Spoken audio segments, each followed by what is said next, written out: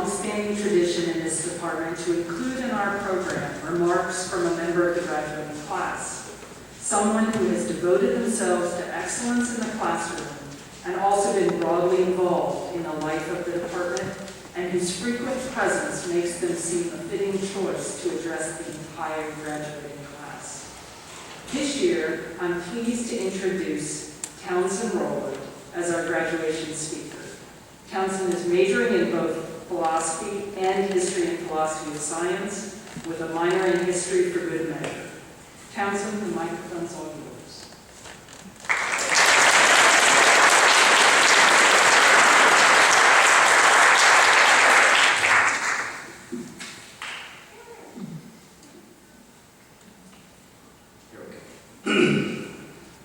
Thank you, Professor Woody and Ms. Wizard. You're both tough acts to follow, but I'll do my best. I want to welcome you, fellow students, and any other observers to our 2022 graduation. It is my honor to be speaking in front of you today. Today, I want to talk about what I see as the value of a philosophical education. The answer is 7 + 5 = 12. That's it. It's the entirety of what philosophy can teach you. Thank you, Kant, and thank you, class of 2022. Go achieve great things.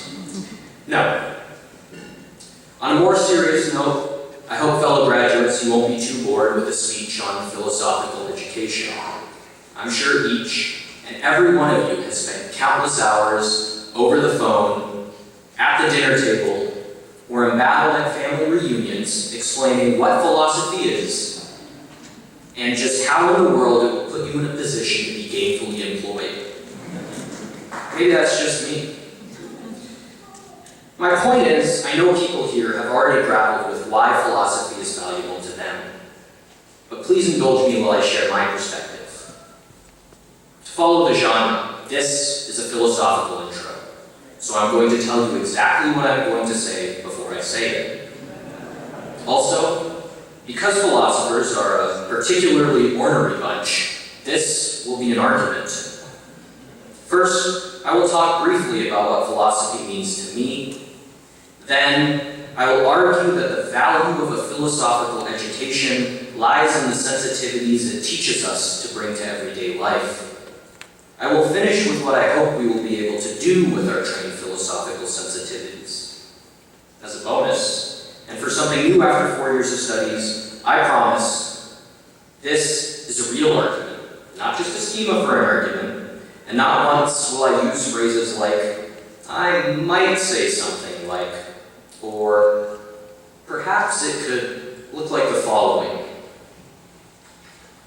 Philosophy to me is a practice that examines the crooks and crannies, sometimes large and sometimes downright corpuscular, of the practices that make up our existence. Upon inspection of these human activities, philosophers strive to improve and clarify them. Both of these aspects, examination and improvement of our world, are what I take to constitute philosophy. Now, not everybody is born as Socrates, sprinting from event to event, perfectly uncovering the hearts of issues, arguing for the correct side of things, and, in the process, absolutely demolishing their interlocutors and corrupting the youth of Athens. Let's be honest with ourselves. Socrates was able to do this because he cheated. He had a little guy in his head helping him out. I wish I had that power for some of my friends. Helpful spirit or not, I don't think anybody is born with such preternatural abilities to find problems and solutions. That's where the value of a philosophical education comes in. I believe, and argue, that the value of a philosophical, that the best way to develop an ability to do philosophy is to study it. Now I know, that sounds obvious, and it is. It doesn't mean, however, that the skills of a philosopher are easy to come by. To gain the skills of a good philosopher, it takes the studying of past texts, breaking down and formalizing arguments, lively debate about what you have read and worked on, and most importantly, caring for what is happening in the world around you. is only possible in an environment that allows those practices to flourish. I can't imagine an environment more conducive to such practices than the department here. So I want to take the time to sincerely thank every member of the faculty and graduate students who are the lifeblood of UW philosophy. Ooh, a thank you section. Didn't roadmap this in my intro, did I? Now who can say philosophers are boring? I also want to thank my fellow students for pushing each other to be better and adding color to the already vibrant department. Finally, I want to take the time to thank the people behind the scenes who make the department run.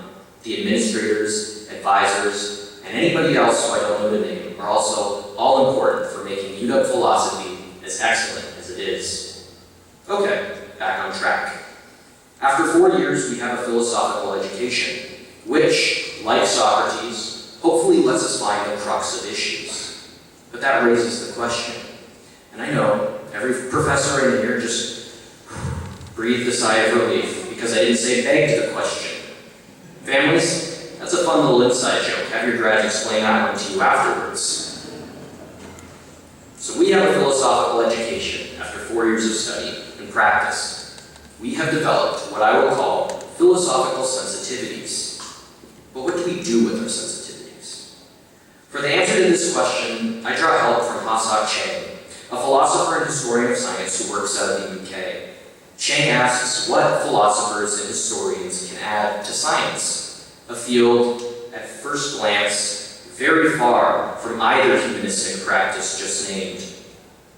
Chang concludes that philosophers can become what he calls complementary scientists.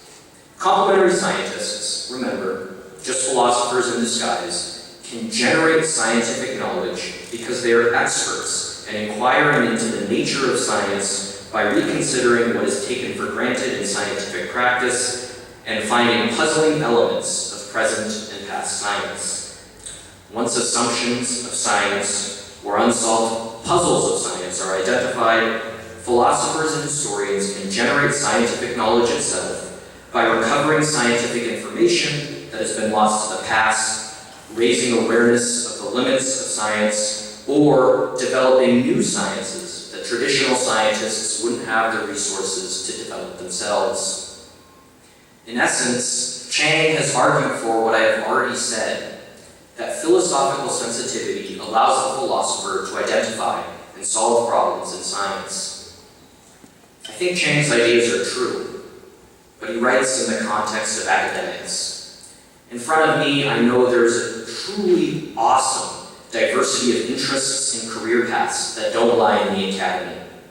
Future scientists, entrepreneurs, healthcare workers, attorneys, engineers, civil servants, and many others that I cannot name.